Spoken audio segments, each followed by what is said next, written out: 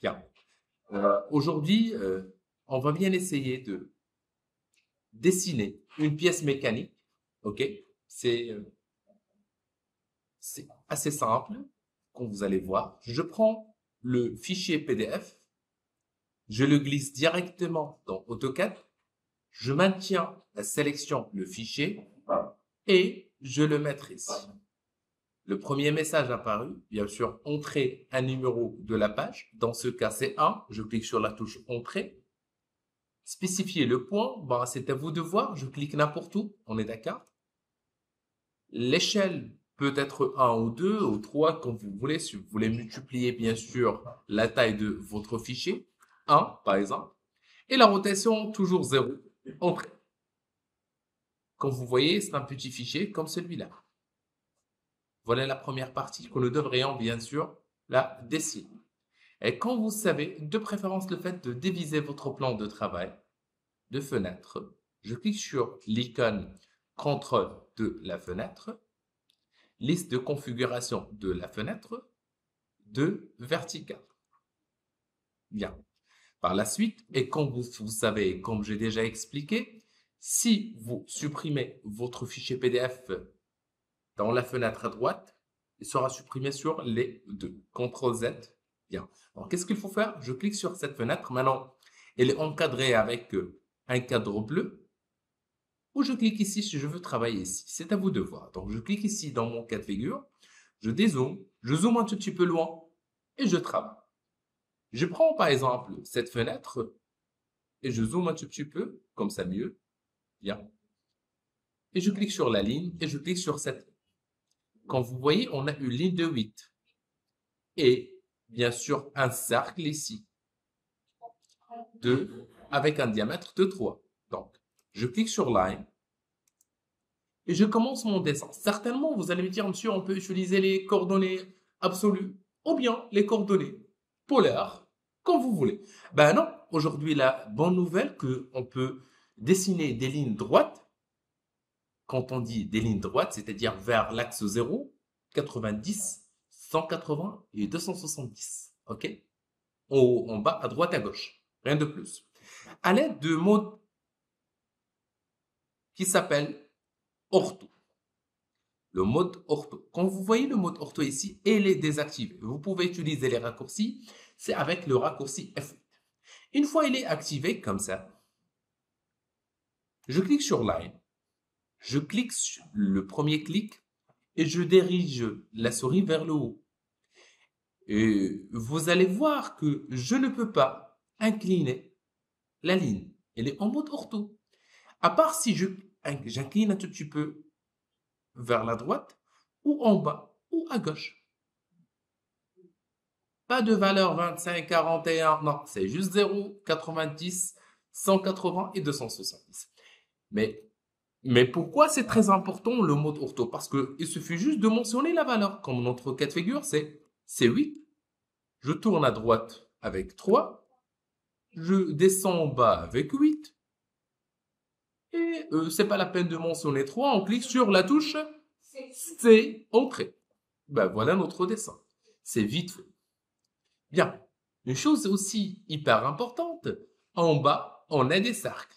On a un cercle avec un rayon de 1,5. Dans ce cas, je dois très très bien zoomer. Je clique sur la ligne qui se trouve en bas. Comme vous voyez, il y a 3 points.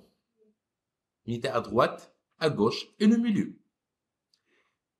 Pour cette raison, je dois chercher le mode accrochage. Il faut qu'il soit activé. Maintenant, c'est désactivé, comme ça, c'est activé. Pour qu'on puisse tout simplement détecter les points. Je clique aussi sur une petite flèche, ici, qui me permet de activer l'extrémité et le milieu et le centre d'un cercle. Dans notre cas de figure, on va tout désactiver à part les deux. L'extrémité et le milieu. L'extrémité et le milieu. Je vous explique une petite seconde. S'ils sont désactivés, par exemple, et je veux insérer un cercle, le cercle, il est là. Comme vous voyez, on a un R qui signifie que c'est un cercle avec un rayon. Je clique sur le centre rayon Et je vais bien essayer de détecter le milieu, mais je ne peux pas. Ben, c'est simple, parce qu'il faut activer l'accrochage avec, donnez-moi une petite seconde, le milieu et l'extrémité. Maintenant, si je m'approche vers le centre, je peux créer un cercle avec un rayon de 1,5. Attention, c'est pas la virgule. Quand vous savez la virgule dans AutoCAD, exactement, c'est pour utiliser les coordonnées absolues. Dans ce cas, c'est 1,5. Et ben voilà, un cercle parfait de 1,5. Et on a un autre rayon. Attendez, une chose très importante, monsieur, on veut utiliser un cercle une deuxième fois. Ben oui, donc qu'est-ce qu'il faut faire?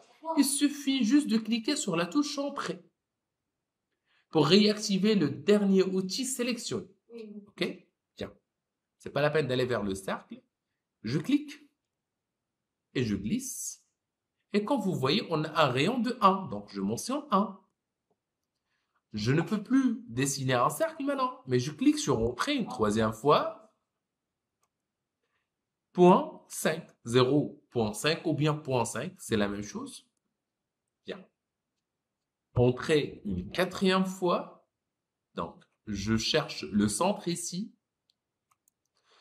Une deuxième fois, on a un rayon de 1,5. Entrée 0,75. Entrée.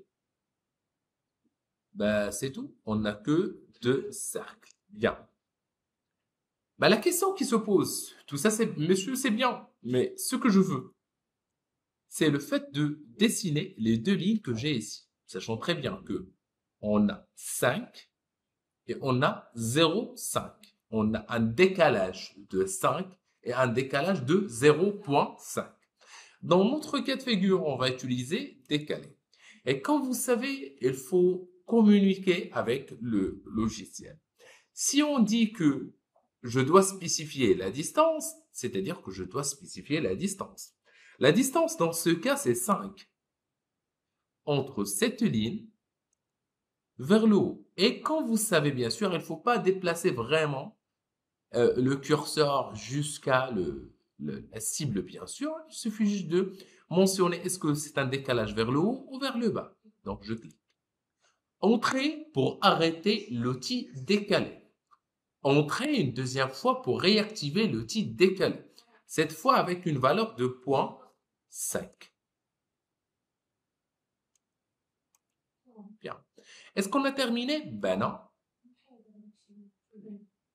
Je clique ici un tout petit peu sur Ajuster. Je dois absolument bien lire le message. Sélectionnez l'objet ajusté ou utiliser la touche Maj pour prolonger. C'est le message un tout petit peu. Pour moi, je clique sur S en majuscule. Pourquoi? Si vous voyez ici en bas, il y a un S majuscule qui signifie les arrêts de séquence. Je dois vous expliquer qu'est-ce que c'est une arrêt de séquence, un tout petit peu d'une manière séparée. Dans notre cas de figure, supposons que on a un cercle. Je travaille un tout petit peu loin, juste pour vous montrer. On a un cercle. Et on a une ligne. Bien sûr, je peux désactiver le mode ortho. On a la première ligne. Entrer pour arrêter la ligne. Entrer une deuxième fois pour réactiver la ligne. Bien. On a un objet comme celui-là et comme vous savez, je peux le copier. C'est-à-dire, on peut apprendre comment copier. Je clique sur copier. Il y a un petit message. S'il vous plaît, une petite conseil. Essayez de bien lire les messages. Donc, sélectionnez les objets. Je clique un clic simple. Je glisse la souris et je clique une deuxième fois. Et je clique sur Entrée pour activer. Je clique sur un point selon le besoin et le voilà. Et je clique ici, je peux en même temps cliquer ici. Je clique sur arrêter pour entrer, bien sûr, pour arrêter la duplication. Je vous explique un tout petit peu d'une manière séparée. Si je clique sur ajuster, ok, ajuster, et je commence à supprimer, je peux supprimer cette ligne, ou cette ligne, ou cette ligne, tout ce qui est en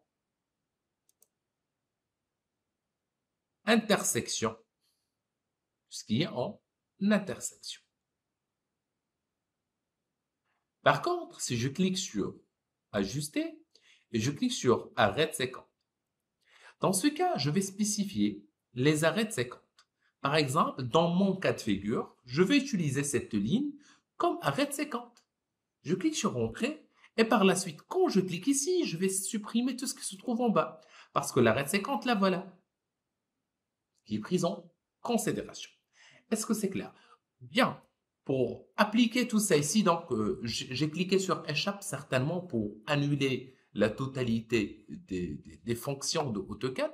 Je clique un clic simple vers la gauche quand vous voyez avec un rectangle vert qui signifie que je veux faire une sélection accidentée. Une fois que je touche à quoi que ce soit, il sera bien sûr automatiquement sélectionné. Je clique sur Delete ou bien Supprimer. Je reprends avec Ajuster. Ajuster avec arrêt de séquence et je clique sur l'arrêt de séquence. Là, voilà. Il faut qu'il soit allumé. Entrée et je clique sur le cercle en bas. Entrée pour arrêter. Voilà le résultat. Je refais la même opération. Ajuster. Arrêt de séquence. Elle est où l'arrêt de séquence? Là, voilà.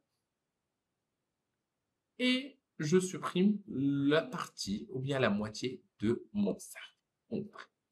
Quand vous voyez, si on veut faire une petite cotation simple de notre dessin, dans ce cas, on va utiliser ce qu'on appelle les calculs.